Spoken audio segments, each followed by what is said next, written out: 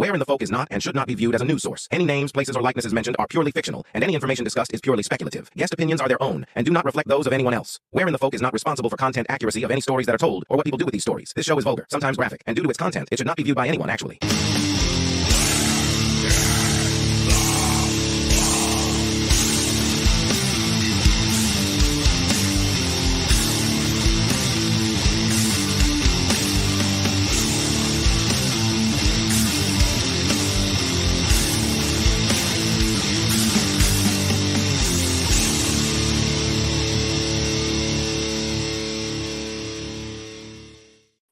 Welcome to another episode of Where in the Folk. Today, we're going to be speaking with Daniel Benoit. Did I pronounce that right? Yes, absolutely. Yes, it was a 50-50. Yeah, you did good. Yay. So, Daniel, tell everybody a little bit about you. Daniel, yep, sorry. No, go ahead. No, I was just going to say, tell everybody a little bit about yourself. Yep. Where to begin? Well, I've been involved with this for roughly around 14 years, and kind of touch base a little bit. I mean, I've been very familiar with the outdoors since a young age. Unlike most kids these days, I grew up in the woods. Dad's always had me out in the woods, either hunting or I was playing in the woods most of the time. But so I mean, I grew up hunting, and I always loved to explore. Seems like every opportunity I had, I was in the woods. But what more or less what got me involved with the whole Bigfoot phenomenon, as I share with a lot of people, it was the 1967 Roger Patterson and Bob Gimlin footage, which kind of opened eyes for many people. But that video has been very debatable. It's been controversial. It's been scrutinized. It's been dissected. But science has gotten involved with that video footage, and to see, or at least to hear, that they can't debunk that video footage, that there's kind of encouraged me to really look deeper into the subject. Among a few other things that got me more involved too. But I've always been fascinated by it. Some people, there's some red flags in that. Depends on where you stand, and what you listen to and what you look into. But again, that was a big part of what got me into it. I believe it's real, but regardless if it is fake or not, there's a lot more that kept me going. It led me to explore with an open mind. It opened up more of my senses to pay attention. And I started to find things for myself. More specifically, I started finding foot tracks. And I did start paying attention to some of the odd structures and formations that a lot of us do find out in the woods.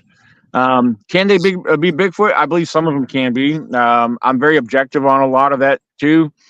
But where I get presented and shown a lot of stuff from friends and just random people. And again, there's a bigger objective side to me to a lot of this too. But so very few of what I find, I believe, that can be associated with Bigfoot. So, but yeah, it's been a journey. It's been quite the adventure. The more and more I get in the woods, there's always something new that's out there waiting to be discovered, regardless of how little it is. It could be something physical, or in a way, it could be something spiritual. And to touch base on that, when I say more spiritual, I'm talking about you feel things, you sense things. The outside world kind of connects with your other senses, your other natural senses. And so, but it's led me to learn a lot. I've done a lot of research out of the field as well. I do a lot of reading, which I have in the past. I like to compare various species. When I say various species, I study a lot of the wildlife. One thing I failed to mention in the beginning, and I do this when I do a speaking presentation. I always introduce myself as a wildlife and Bigfoot researcher, always putting wildlife before Bigfoot, because a lot of what I've discovered and seen over the years is that people neglect our known wildlife, and Bigfoot's given credit for so much that they're forgetting about what else is responsible for half of what we find. So that's where the objective side of me comes into play a little bit too. So I've studied and researched up and down various locations along the East Coast.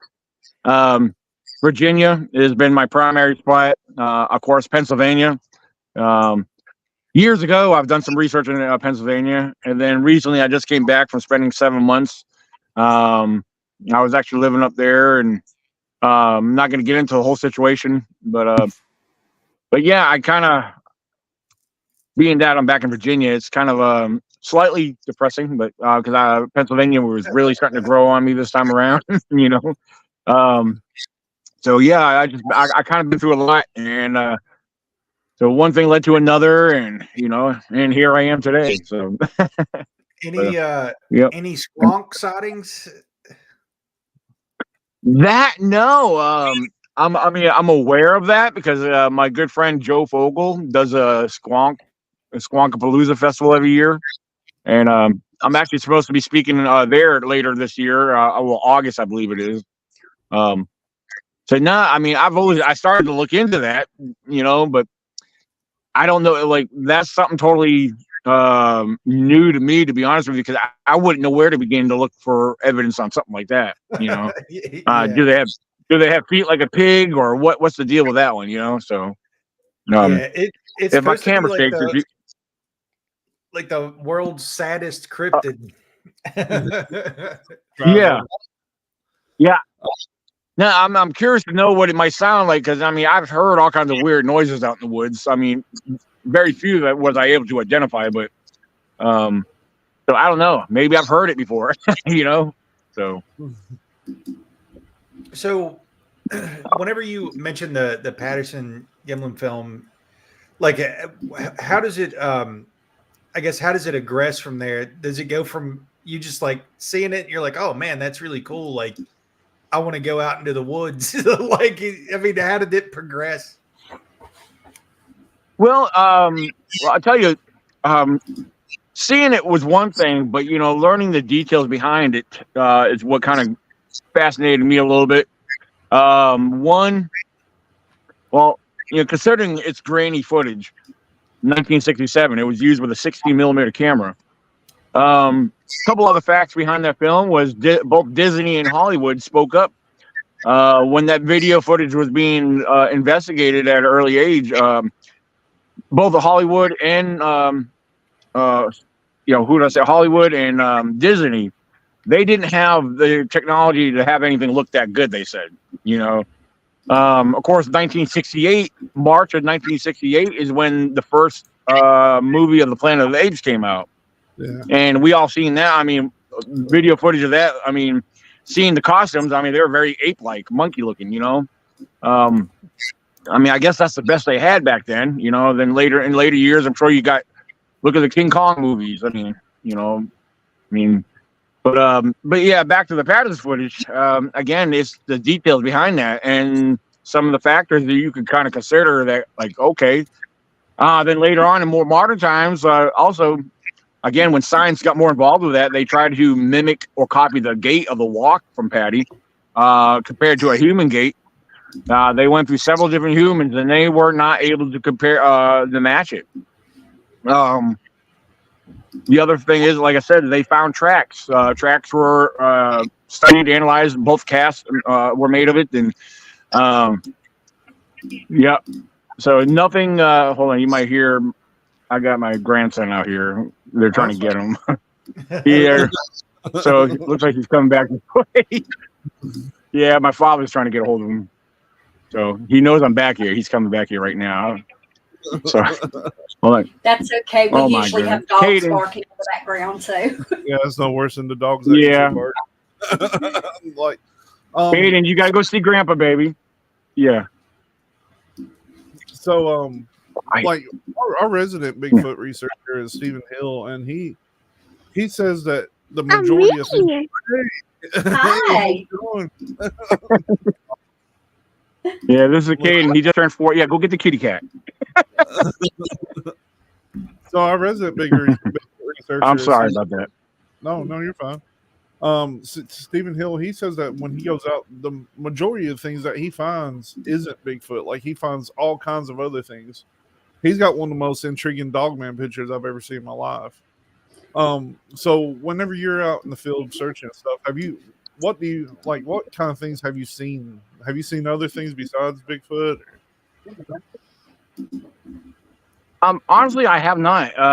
Because when I do go out looking in the wild, being that I'm familiar with all the known species of wildlife, I always observe their tracks, and it's usually anything else that would be different from our known species of wildlife. It would definitely stand out to me. I have been fortunate to find my own series of Bigfoot tracks, but anything related to anything other outside of Bigfoot or anything that we already know that does exist, I personally have not find anything, although I'm always looking, I'm always searching, because if anything else does exist, I want to find it for myself. So yeah, but yeah, I can't say I have found anything else. So Hi.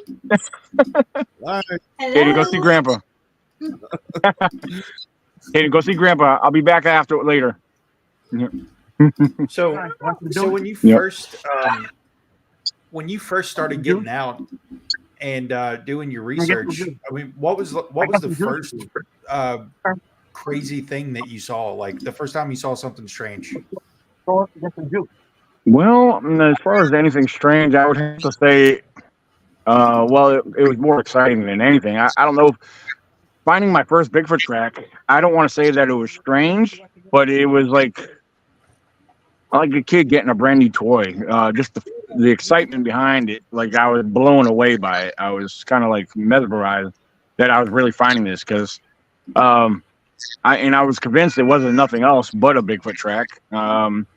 I know I have seen bear tracks that were very large in size. I've come across a lot of large bear tracks, but this looked very humanoid, very human-like. But I guess other than that, before ever having an encounter, I would say that hearing very strange vocalizations. So yeah. Does it? Would you say does it kind of sound like human-like or more like animalistic? To be honest with you, probably a little bit of both, but on a number of occasions, most of what I've heard would actually sound more related to like a primate in some ways. Some of the screams or the whoops I hear, some screams I've heard, I don't know where to place them. I mean, they could have been from some other known species of wildlife that I just wasn't able to identify. Yeah, he's right here. But as far as a lot of our known species of wildlife, like owls, for example, foxes, coyotes, some of these species have several different tones of vocalizations that a lot of people are not used to hearing. I've had these god awful screams from owls right at camp, and I've had others with me that would like get excited and think it's a squatch, kind of like screaming at us or something. I said, but these are sounds I got familiar with, and they're owls. Barred owls are very common around here, and we hear a lot of them. And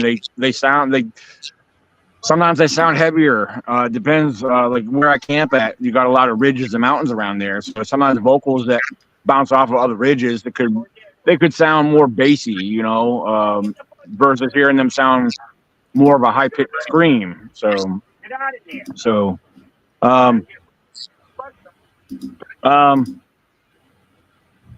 Sorry, I'm actually being disturbed right now. Hopefully they don't get too loud. Yeah. It's all good. Yeah.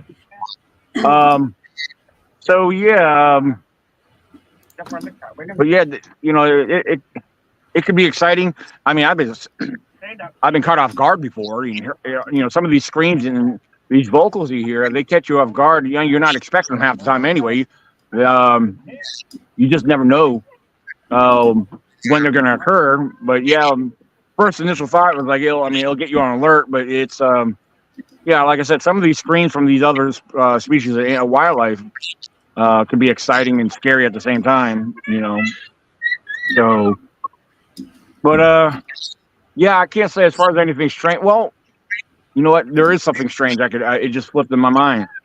It actually occurred up in Pennsylvania. Now I don't know what to think about what I saw. It wasn't nothing scary. There's one area I started focusing in.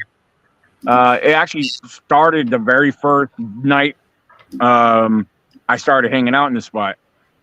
Well, it was we did there was me and one other, and after it got dark and it was quiet, I started, you know, I was like, what the heck? I'm gonna give off a couple whoops myself and see what happens.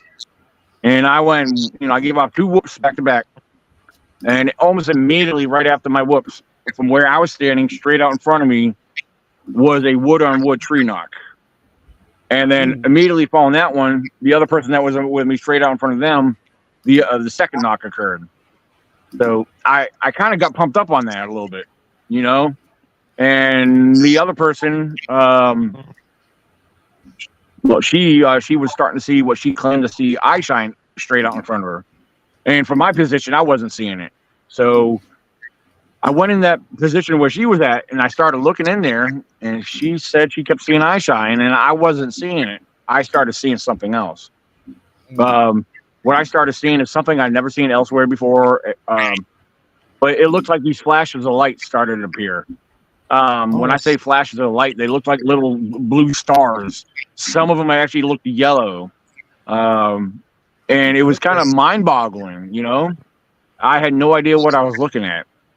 And she was saying that she believes there were forms of energy that the Bigfoot were giving off.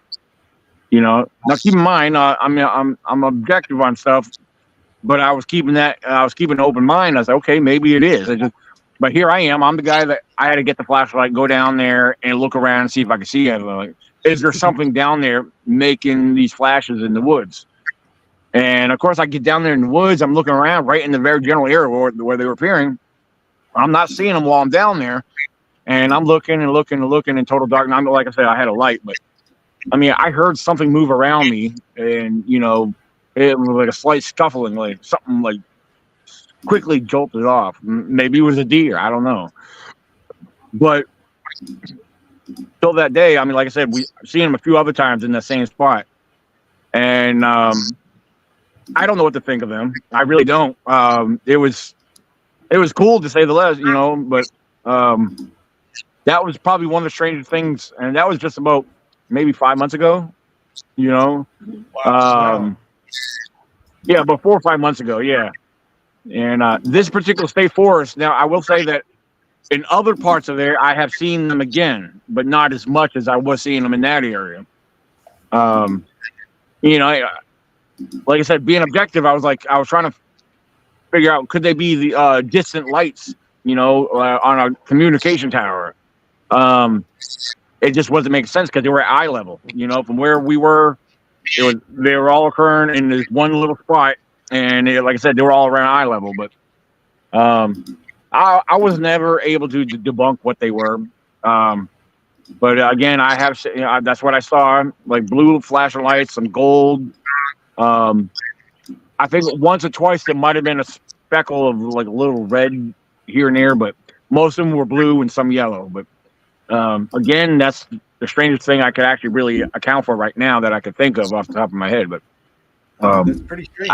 I don't know what to think of them, but like I said, I was told that they were forms of energy. So my bad. So I don't know. What do you guys think of that? What do you think, Morgana? Well, I What's really that? think that it's all of those little moments of validation just kind of build up, and they can, you know, build on what you feel and see, because it's always been my experience, the minute I ignore my intuition, it bites me, you know. So like I said, that's what's fascinating to me, is like I said, it's all those little moments of validation that you're seeing and feeling and everything. That's amazing.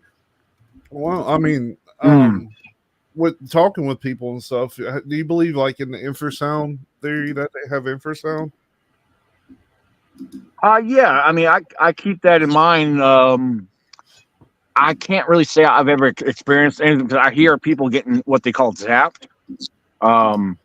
which I mean, I do believe in it. I can't say if it's ever happened to me.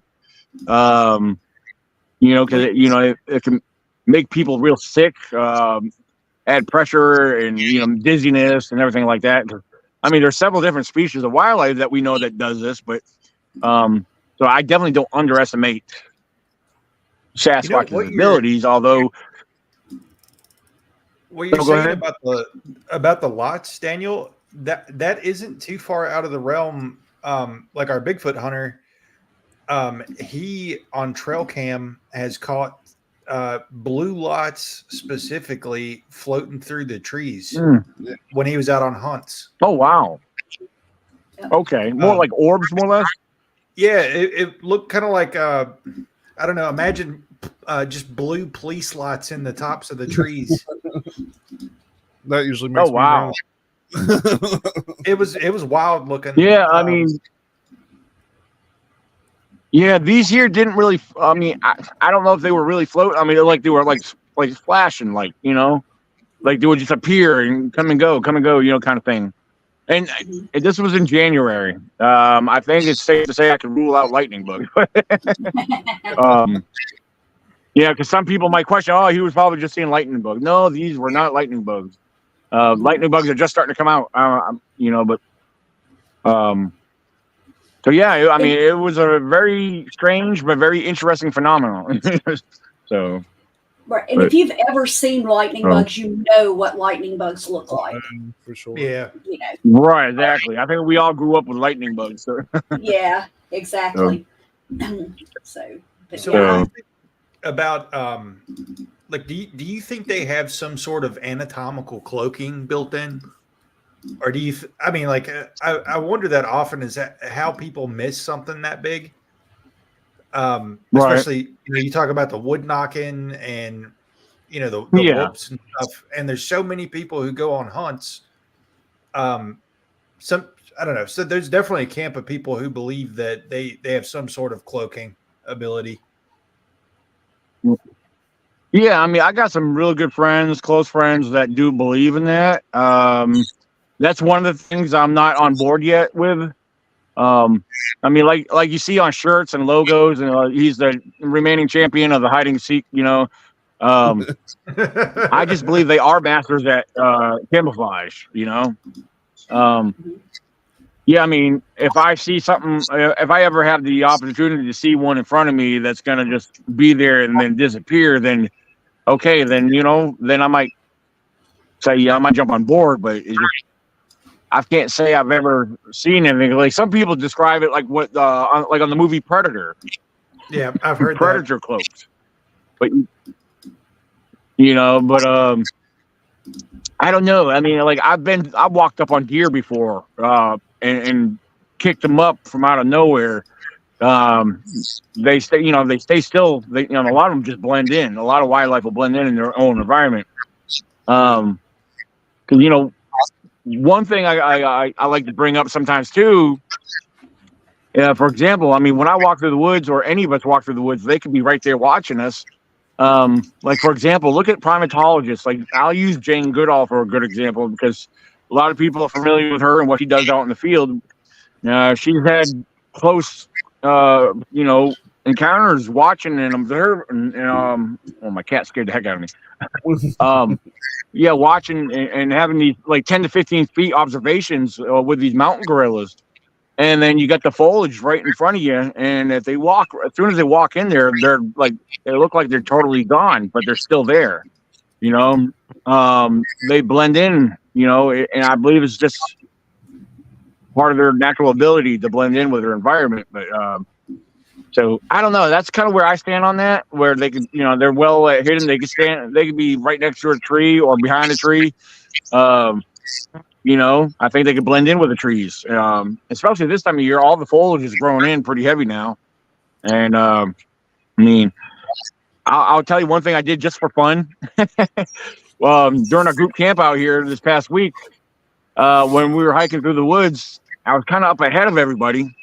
And at one point I saw these very tall, thick, luscious ferns. And I went behind them. There was a tree and there was these tall ferns. I got down. You could see once you're down behind them, you could see out through them. So I was watching my group come through. One of them, Tara, came down first. He's like, "What?" Like, "Where's Daniel?" Like, "Well, he came down this way." And finally, I couldn't help it. I started laughing. She heard me, and I got up. She saw me, so. But I was just doing that for fun, like, because I always imagine a Bigfoot using that for hiding. We have a lot of big ferns here in Virginia, the national forest and stuff. And so yeah, I believe they use the foliage and whatever's out there to their ability, and they do good with it. So as far as cloaking, again, I think if it's something I ever get to witness, I'll definitely jump on board. I have no problem if I witness something. I'm not afraid to say I've seen something like that, but so Yeah.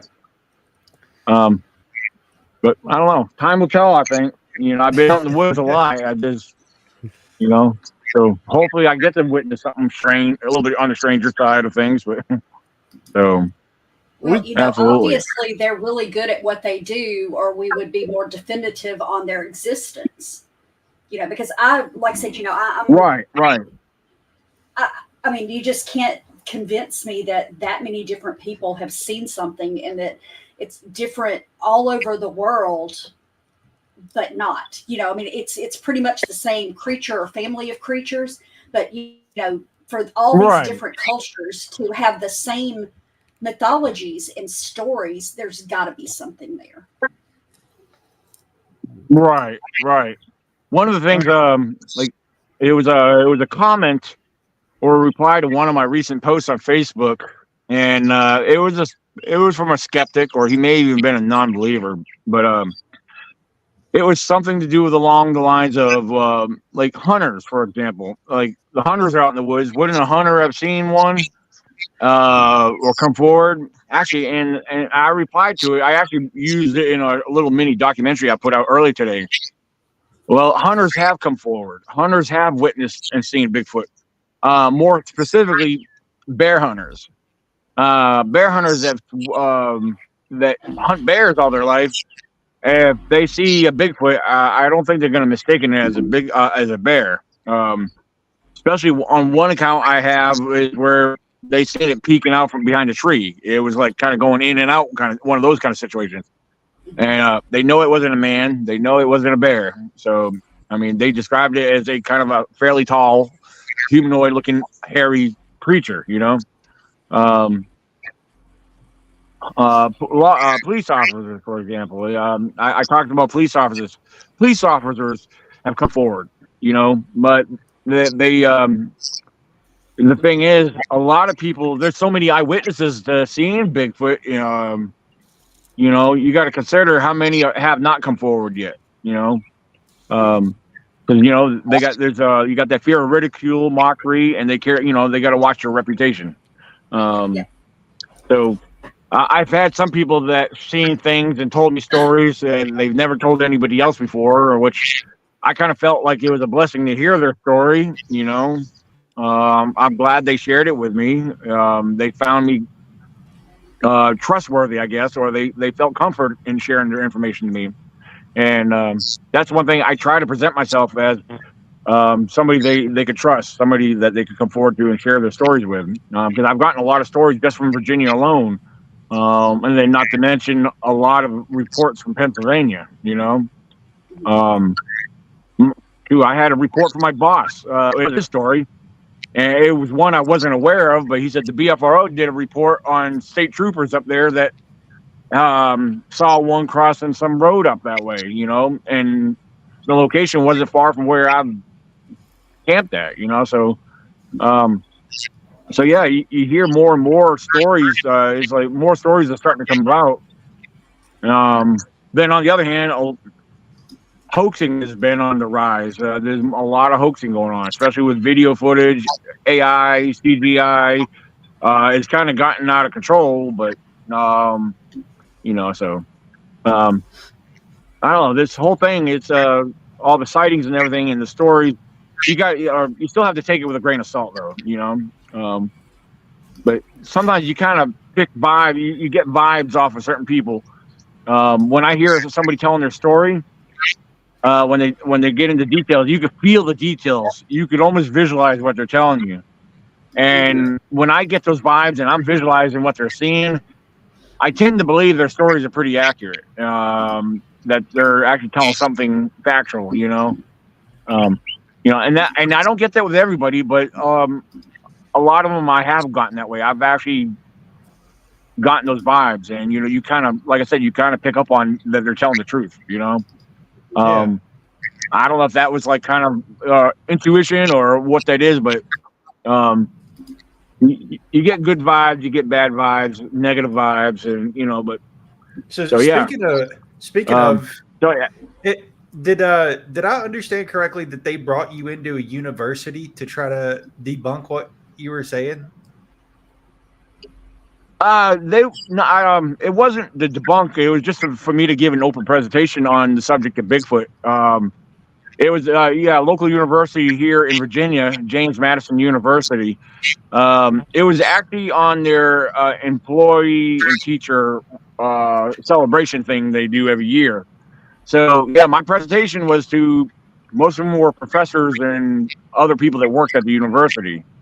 There was a lot of them were skeptics in the crowd, and I will say, and this was very encouraging to hear, some of them after I was done, a few of them sat behind just to tell me that what I shared with them got them really thinking. They really appreciated what I put out there. I had a presentation put together, and I touched and covered a lot of ground with it. And so yeah, a lot of times when I give my presentations, I try to do it with a non-aggressive approach, but yet I'm trying to talk to the skeptics anyway. So I want open minds up. I want people to consider the possibility of Bigfoot's existence. But and I use my primate knowledge with comparison to Bigfoot and what's reported of Bigfoot to get my points across. To make points. To get them open their minds and think about what I'm saying. So I'm not forcing anybody to believe. I want you to consider what I have to say and kind of go from there. But it's up to them if they want to look into the subject a little further. I was actually supposed to speak there again this year, but I had so much going on. I had an email from the lady who organizes the workshops there, and I got a reminder like the day before, and I was like, wait a minute. I was like, I never confirmed I was going to go this year. So I sent her an email back and told her where I was and what I couldn't get down there. And it was a big disappointment to them, because she said they had a lot of people signed up this year, a lot more than last year. So, and I felt so bad about it because I didn't really pay attention to the email, where I could have planned it out to make sure I was going to be there. Because like I said, I was up in Pennsylvania and I had a lot going on up there, so, but yeah, that was I did really appreciate speaking at the university. Perhaps I may get that what do you call it? I may possibly get that opportunity again later on, so maybe at another one. So yeah, well, I think that says a lot. Yeah, we'll see. I got sorry, I think there's a little bit of delay, but all I was going to say is it seems like it seems really cool that they would have someone such as yourself to come in to do a presentation on the unknown.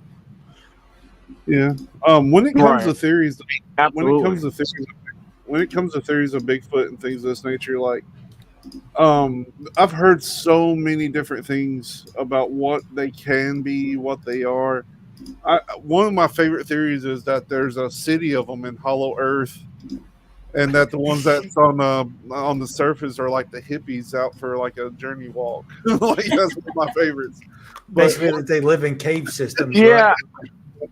Right? But like, actually, there's I've heard of that. I actually have heard of that. But yeah, there is a big theory of Bigfoot living on the ground.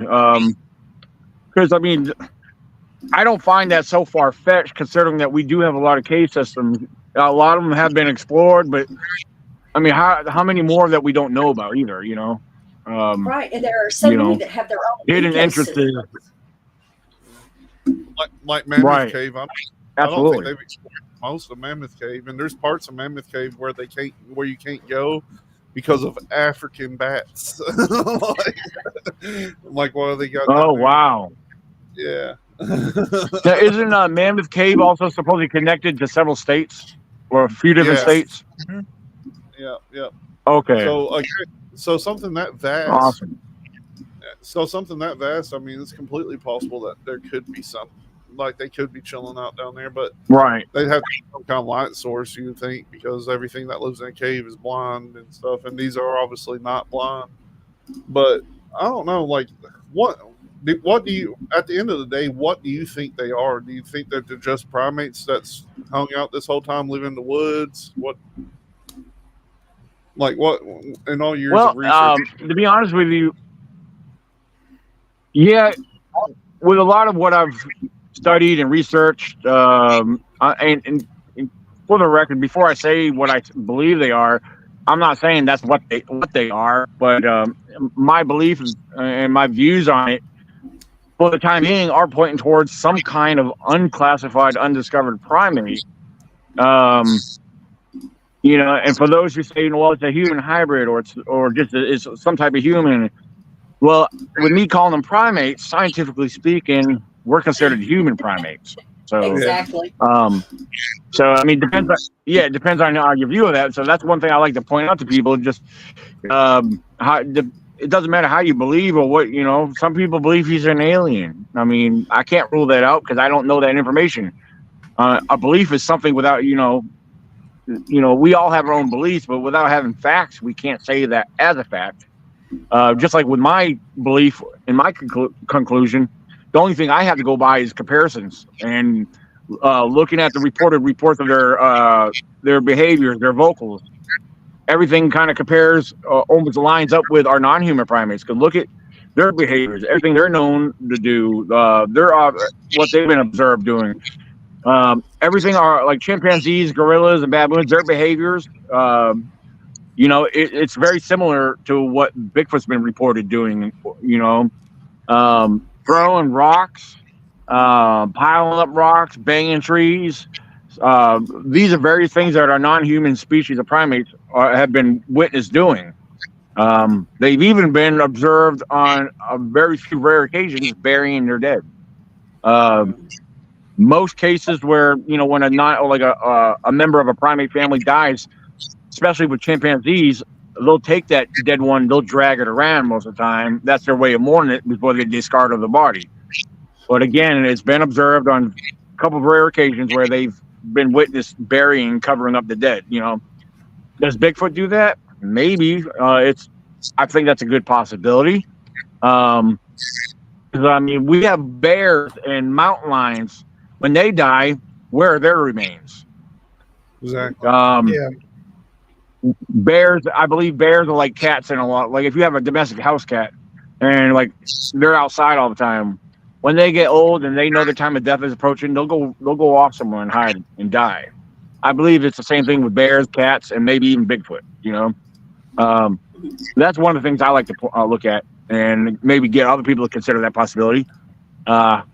Cannibalism, could that be a possibility? Why not? Other species in the world have been known to be cannibalistic, primates too. So we've had human cannibals. As far as we know, somewhere in the world, we might still have them. Hopefully we don't encounter them. Exactly. But I mean, so all those are different possible theories that might be, I consider possible, you know. So I don't have no proof to say that's what's happening, or and the remains thing too. Like I'm on the firm belief that if any remains are found, they get swooped up pretty quick and taken somewhere where they're never seen again. Like that's something I was going to ask Daniel is, like, do you think the government is aware of these things that are going on? My honest opinion, I believe yes, they do. But you know what? They're not going to come out and admit to anything because just like the local government authorities right here, your DCNR, your law enforcement officers that work for the Forest Department. Well, one of the things that they already deny, if you tell them you saw one, mountain lions. They don't want you to know about the mountain lions. They deny it. Almost every single one has a similar line that it's like they've been trained on what to tell you. Now, when it comes to Bigfoot, the higher governments, I think they don't want the public to know. One, it's a fear factor. They don't want panic or fear in the public. Two, the economy, I believe, plays a key role in a lot of this too. If they were to admit that there's large humanoid hairy creatures roaming the forest of North America, I mean, the way I look at it, would people still want to go out in the woods and spend time out there? In these state parks, because these are things I think about. If Bigfoot was discovered, would they have to put him on the endangered species list? Good example is the spotted owl that was discovered out in Washington State some years ago. Started off back in the early 60s, then spotted again in the 80s and early 90s. What happened was the whole logging industry out west shut down, and that put a hurting on the economy out there. So think about something as a spotted owl, just a small little owl. If something that little could shut down a whole economy, what about a humanoid subject out in the forest here? Exactly. I think that has a lot to do with it. The economy and the fear factor are a couple things that I think why they prevent things, from the public from knowing, So, but I'm glad to hear that you have the mountain lion issue. But yeah, that's where I kind of stand. I'm glad to hear you have the mountain lion. Absolutely. There. In southeastern Kentucky, people see them quite often, and they're like, "Nah, that's not what that was." Like constantly, like mountain lions don't come this far out. I wonder why they would even try to deny. That's weird to me. Well, I got a good friend from Kentucky. She's the author. She's actually wrote several books on the mountain lion and the panther.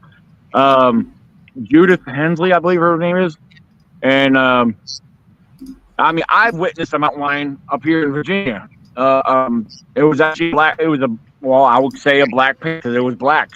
I had it cross right in the national forest, about almost 45 minutes to an hour west of here, where I'm at, and and so there's a lot of eyewitnesses to seeing them here. I mean, there's a pub blog that's been out for some years. I have a blog out on my website, and I've had a pretty good response to it from a lot of them from here, the surrounding area, and over on the other side of the mountain. A lot of them report seeing them. When they call and report it, they're basically shut down. They're being told, no, they saw because we don't have them here, So Virginia, Tennessee, Kentucky, North Carolina, even up in Pennsylvania, they deny them up there. Like a lot of places right here on the East Coast, they deny them. I don't know what the big deal is, but there's a blog from I think back in the 80s, late 70s, early 80s, where the game department did admit to them being here. Actually, my mother found that article and I read it. I thought it was very fascinating. It's proof that they were here. So they apparently populated somehow, but there's so many eyewitnesses to them. Well, I don't know why they want to deny them. Again, back to the fear factor thing, but I don't think there's a heavy population of them here, but I think there's enough to where they don't want people to be scared of. I have actually found tracks in the snow and in the mud that belong to felines, large felines. The only thing I've been fortunate to capture on my cameras was bobcats, but that's about it. I would love to capture a mountain lion on there, and I would so make it go public everywhere. So yes, we got them in Virginia. Yes. Yeah. Daniel, Alan Lasker wants to know if you're going to Westminster this year. I'm waiting on some information. I've been going down there for the last 4 years. There's a couple of us we thought we were going to speak down there, but we haven't heard nothing from them yet. They have not contacted us. And I would love to be down there. I hope I could go down there again, but So that would be the week before my group camp out, because I have a group camp out going on up here in Virginia in October.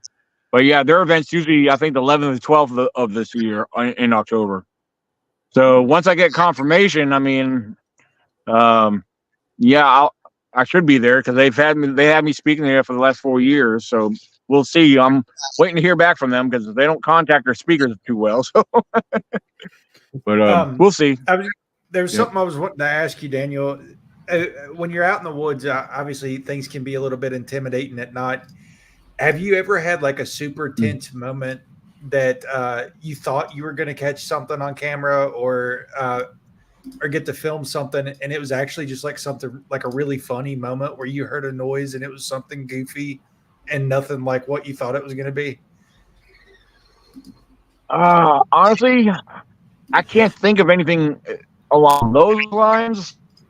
I can't say nothing funny or silly or crazy like that, but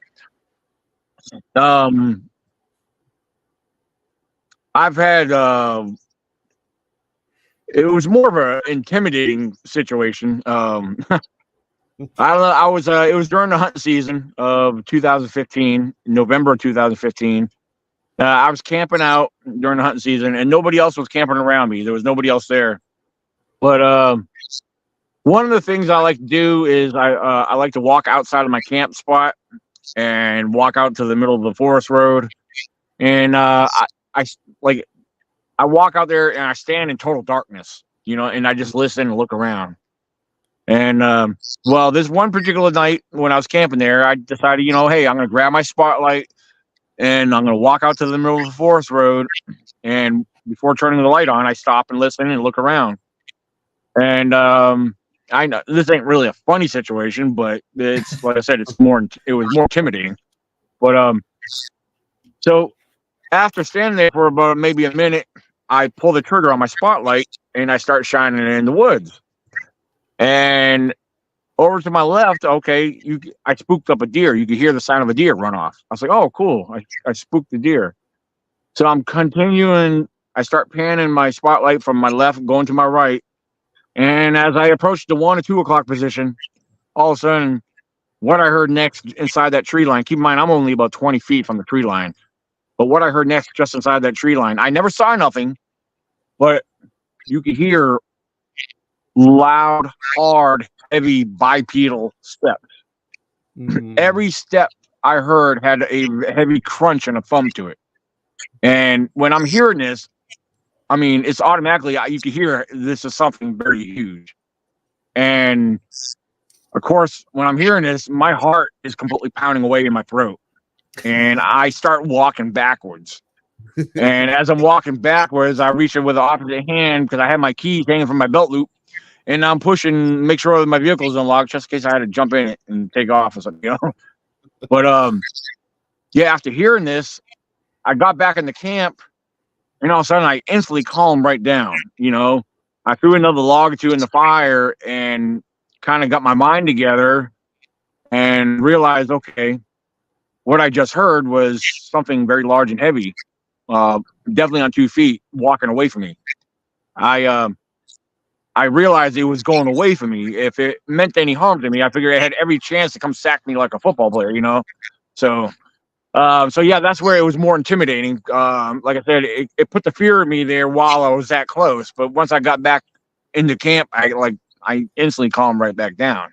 So yeah, I mean, when you asked that question, it made that pop up in my mind. But so yeah, I mean, I guess I don't know. Maybe it can be funny to some, but I don't know. It was intimidating at the time. But, yeah, dude, you got punked out, especially being all by yourself. What's that? I would have had to change my diaper. I said, yeah, you definitely got punked out. Like I don't know. I did. I'm not afraid to admit fear. I don't get scared that easily, too. But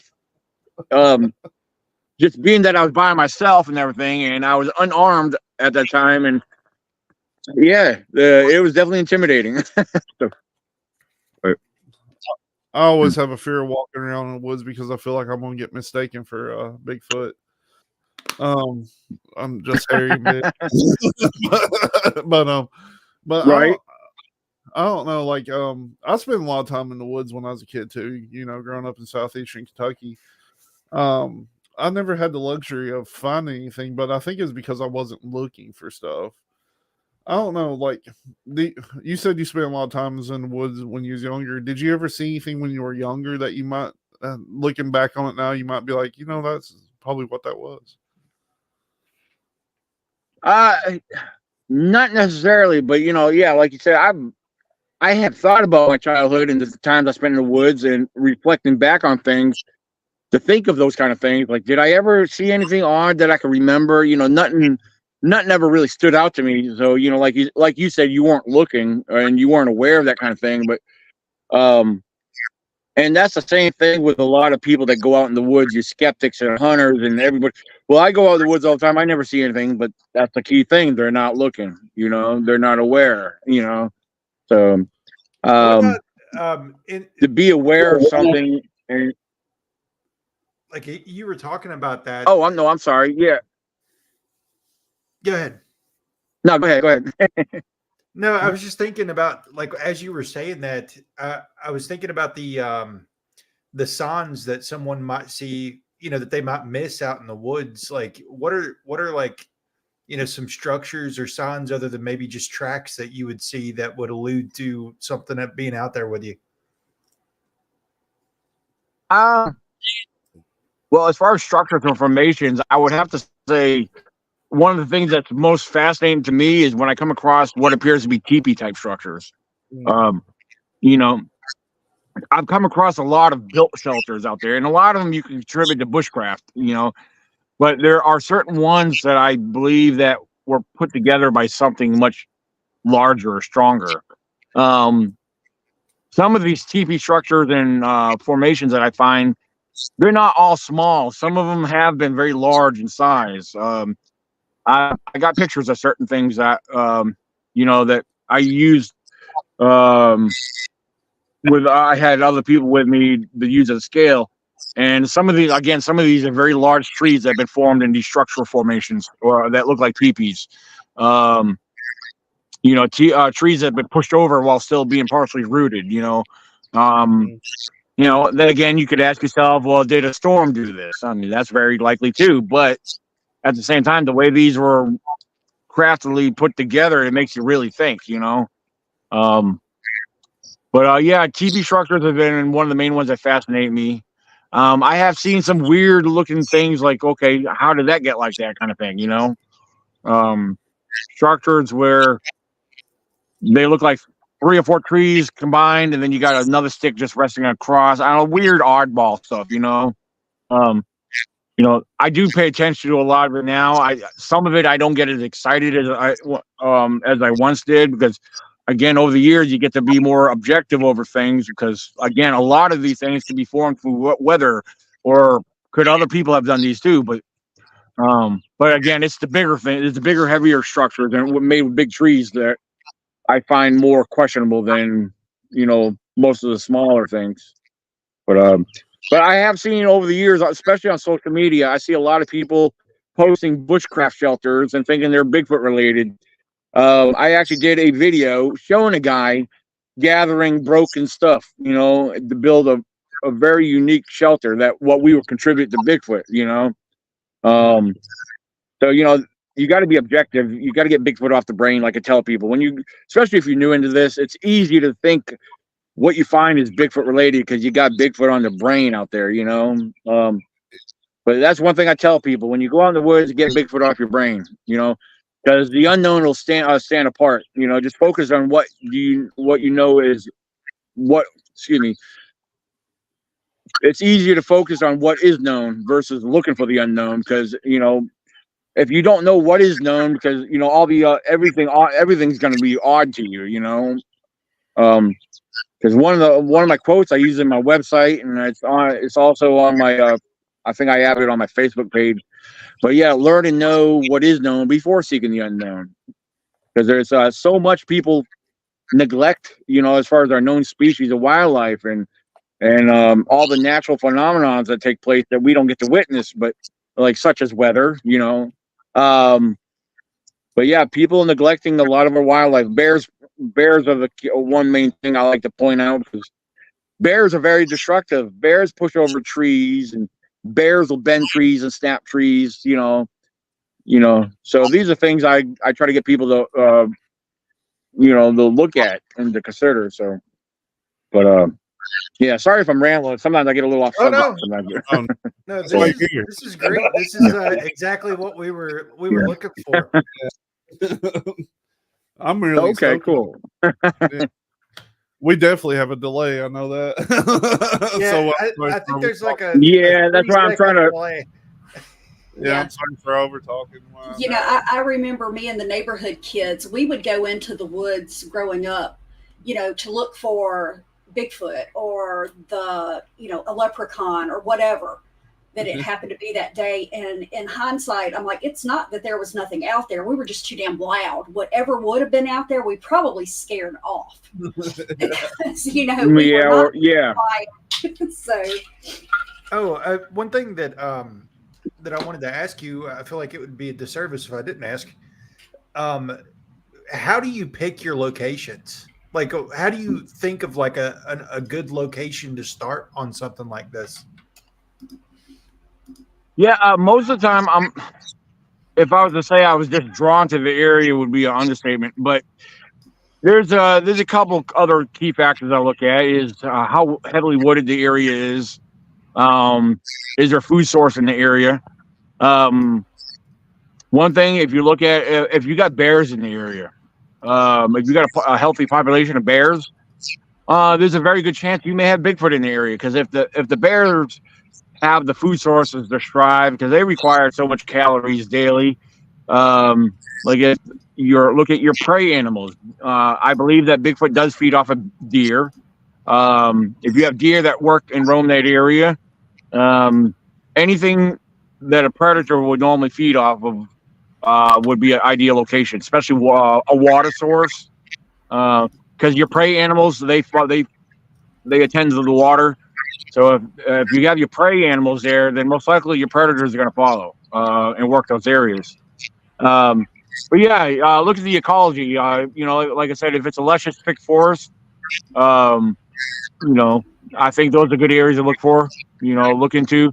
And that's what I tell people. If you're going to start getting involved with this, pick an area of interest. Get familiar with that area. Look out the layout of the land. Observe it for changes from time to time. Because your land, your territory will change due to weather and everything else, But yeah, get familiar with the known wildlife. Like I was just saying, you want to know what inhabits that location. These are good areas to start off in, to observe. So, but yeah, that's what I would tell anybody, especially starting off into the area. Like sometimes I'm driving through the woods or down a back road and it's all woods. And I'll look at the area and say, man, it looks awful squatchy around here. So, yeah. So, Kentucky's a great spot.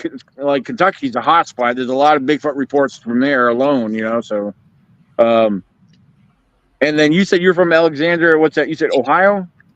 Kentucky. I'm on the very last exit. Oh, you're in Kentucky. Oh, okay. Yeah. Okay. So yeah, Kentucky is a hot spot. There's a lot of activity. So he might well be in Ohio. He drives like somebody up there.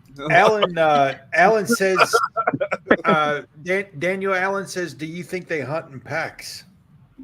Pack hunters. I actually, honestly, I believe they do. Maybe some of them may vary. Yeah, I think some of them may vary. I think it depends. Again, if you want to compare them to non-human primates, they hunt and strive in packs or clans, as some people like to refer to them. A lot of species like gorillas, chimpanzees, they have their own social groups where they usually work together in groups on the most part. Bigfoot, I think, could be both ways. I think they could work in small groups, and also I think they also work independently. It depends on if that member is if that one subject is a member of a group, but yeah, I think it varies. I think it depends, but yeah, a shorter answer is I would say yes, but but not, that may not always be the case. So yeah. Oh yeah, Absolutely. circumstances. If you find yourself by yourself, you Right. do what you need to do.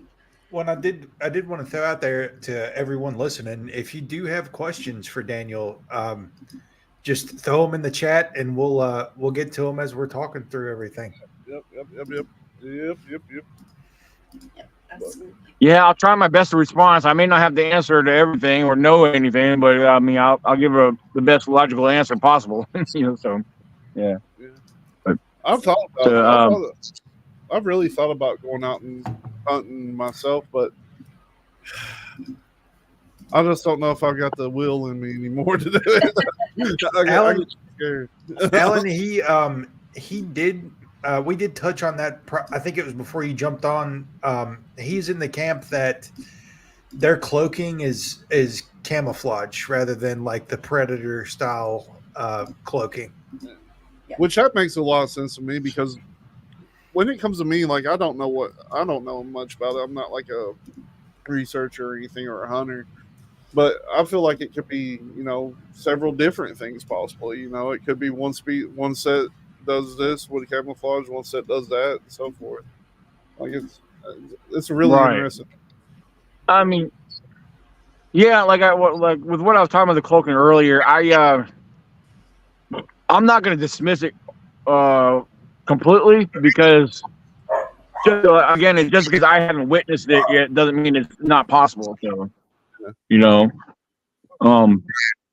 I think some others, there's been very few reports. You hear people, well, it was there, and next you know it was gone. But I don't know that circumstances. I wasn't there to see how they saw it. So, but I don't know. But they're awful seen. I mean, they've been revealed. They reveal themselves to many people over the years. I mean, all around the world, there's been thousands and thousands of reports dating hundreds of years ago. So. No, but not not just North America, but again, all over the world. So, did I hear you earlier say that you've came across a Black Panther? Did we not? Yeah. I don't think we're going to need that story. Well, I mean, it was it was back in, that also happened in 2015. Me and one individual, we wanted to go out to the woods for a little while just to kind of listen around. One of the camp spots, in the same camp spot that I was in, where I had that bipedal subject walk away from me. Well, we got there. It was just the sun was starting to go down. We had parked there just to get out of the vehicle to walk out into the middle of the road to kind of more or less listen and look around while staying on the road. And we kept hearing something in the woods, like, it was the strangest sound I've ever heard. I don't know. It was like a moaning type sound I never heard before. Now, the guy that was with me, he said, "That's a juvenile squatch." I said, "How do you know?" He said, "Just listen to it." I don't know. It was strange. I don't know. It was like the weird moaning type sound. But while we're listening to that, I'm looking down the road, and I was like, what the? I'm staring. There was something on the side of the road, on the same side we came walking out of. And I'm looking down there, and I was like, what the heck is that? And I was like, Fred, look at that. What is that? And you can see it's solid black. And it looked like whatever it was sitting up, but I couldn't make out what it was at the moment. And I'm staring at it. And all of a sudden, it got up, and it was on all fours, walking on all fours. And all you see is the whole body and the long black extended tail, like just floating behind it, And it went from the left, it went into the woods.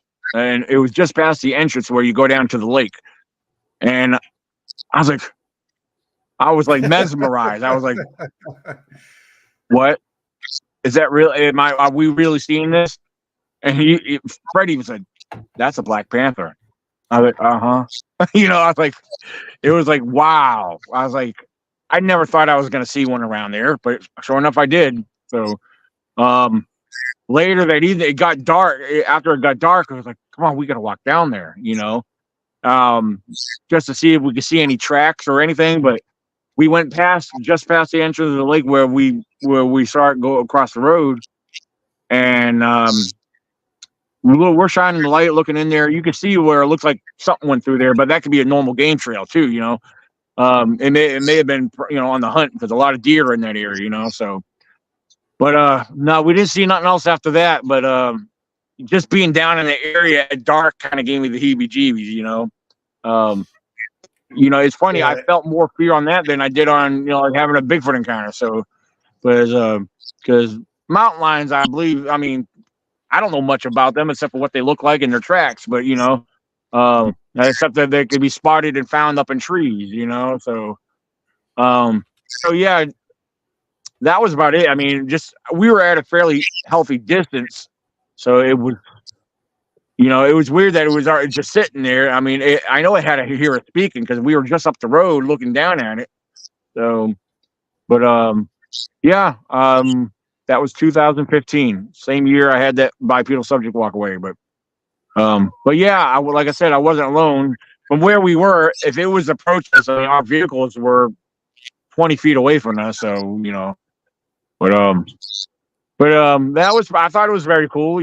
Like I said, since then I have found other large feline tracks in the surrounding area in the snow. So, but yeah, they're there. They are there. I mean, there's so many other eyewitnesses here in the state of Virginia alone. So, I believe others are seeing them. So, but your authorities are going to deny it. So, but we know what we saw. So.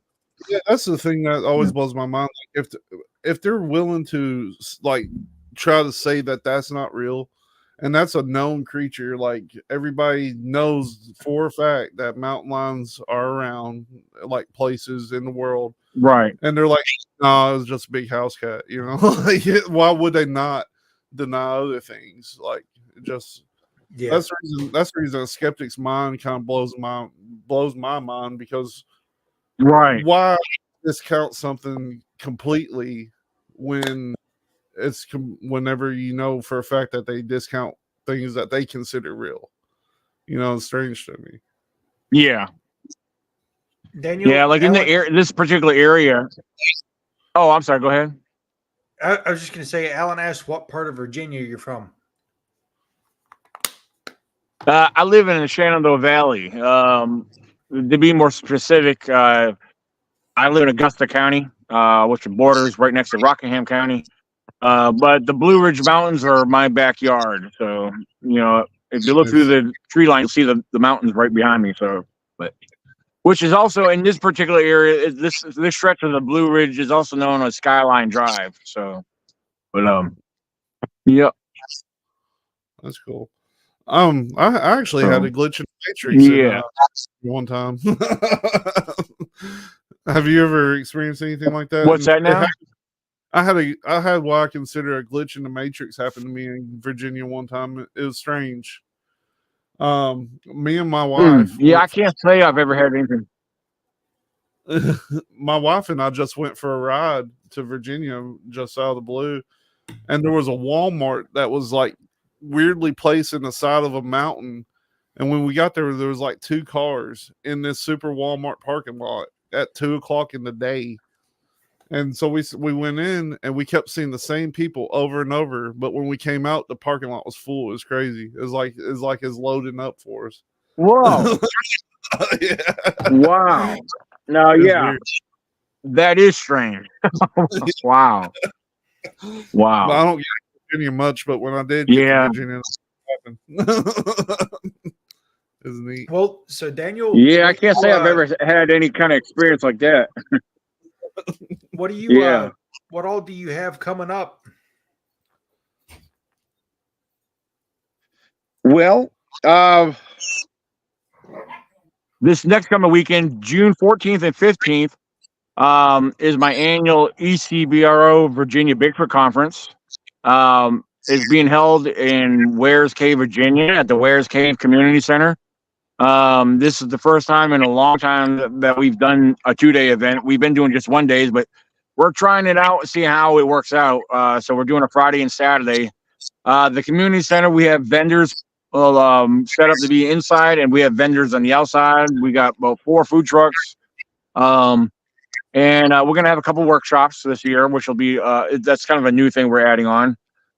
We got 4 guest speakers, and one of them is from Kentucky. I don't know if you know Michael Cook. Michael Cook, he's from originally from Harlan, Kentucky.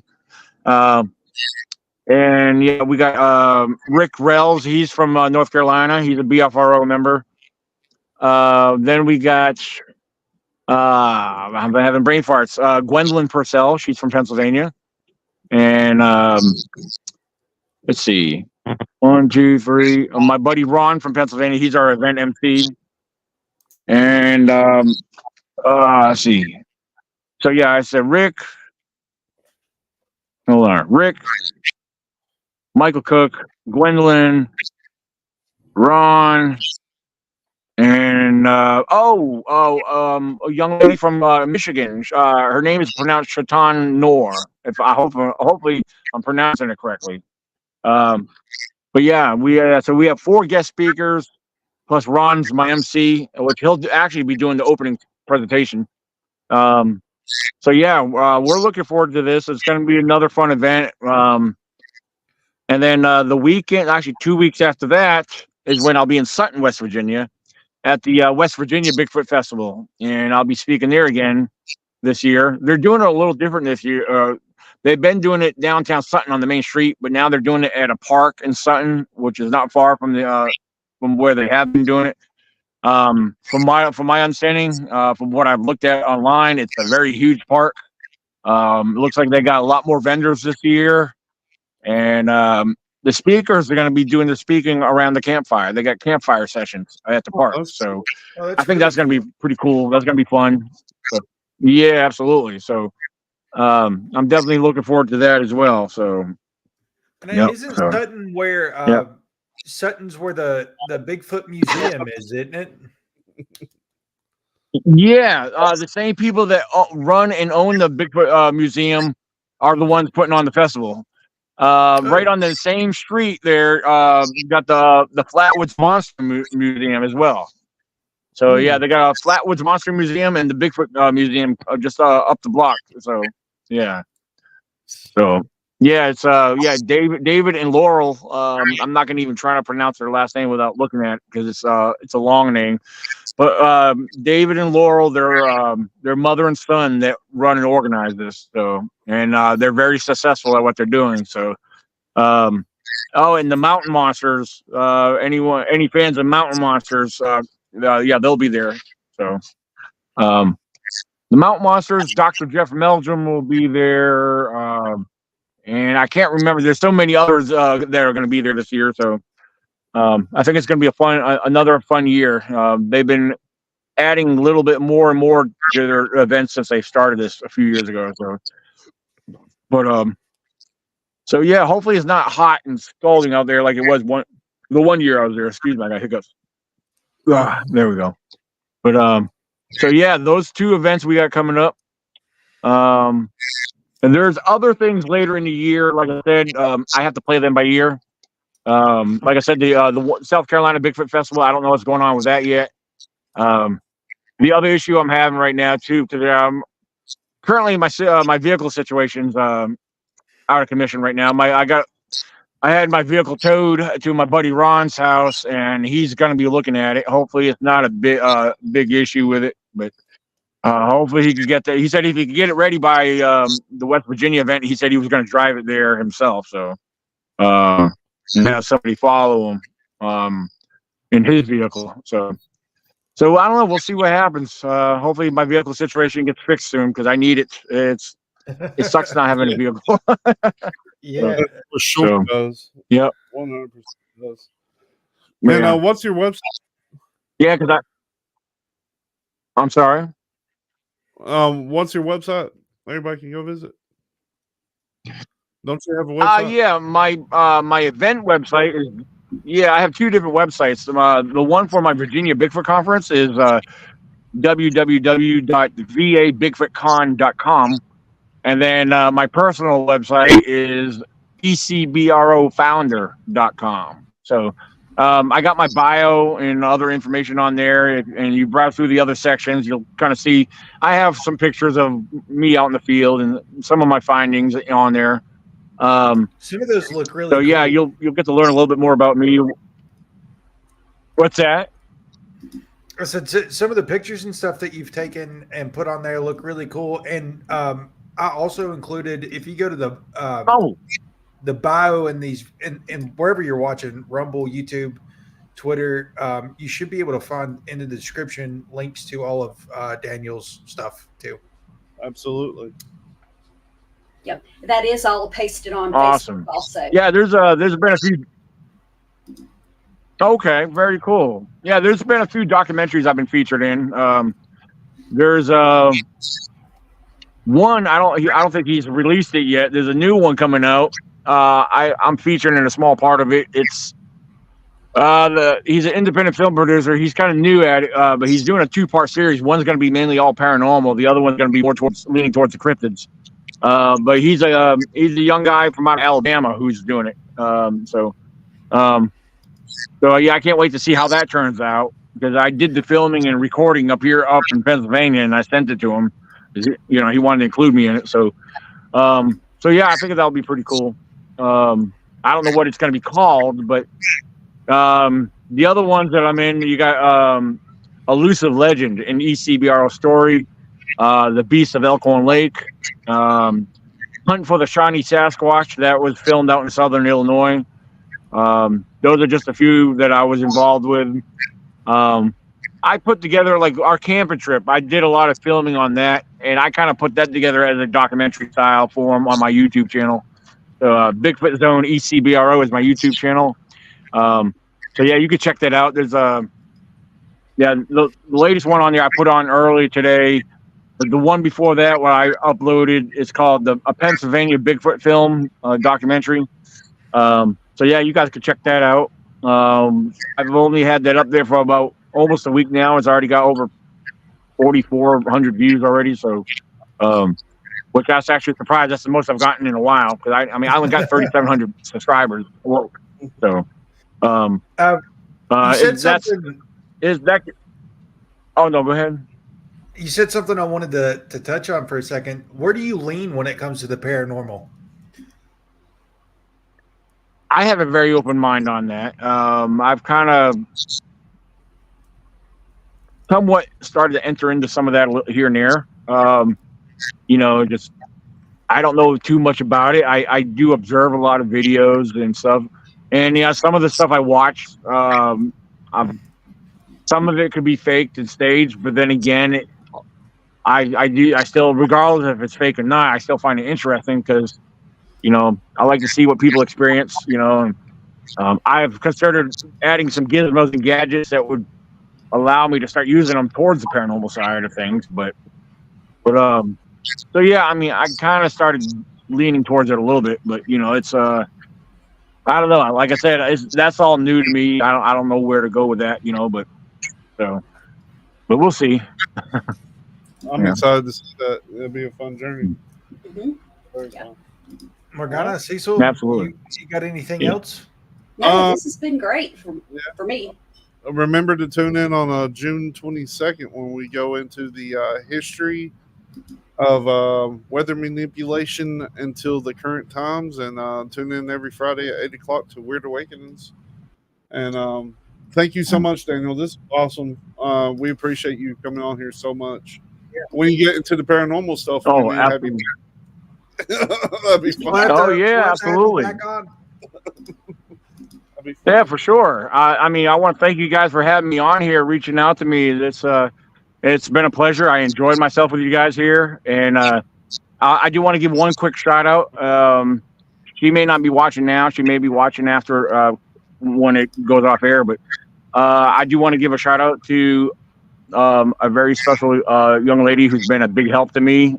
She's looked out for me, and she's kind of like been over these last couple of weeks, she's been like a rock to me, you know. Miss Faith Star, so thank you for everything, all the help that you've done and looking out for me. So hopefully our journey is far from over. So Yeah, so if you don't already follow Daniel, go give Daniel a follow after this. And wherever you're watching, make sure you give us a follow if you've enjoyed this show. And like Cecil said, we've got some pretty crazy sessions coming up.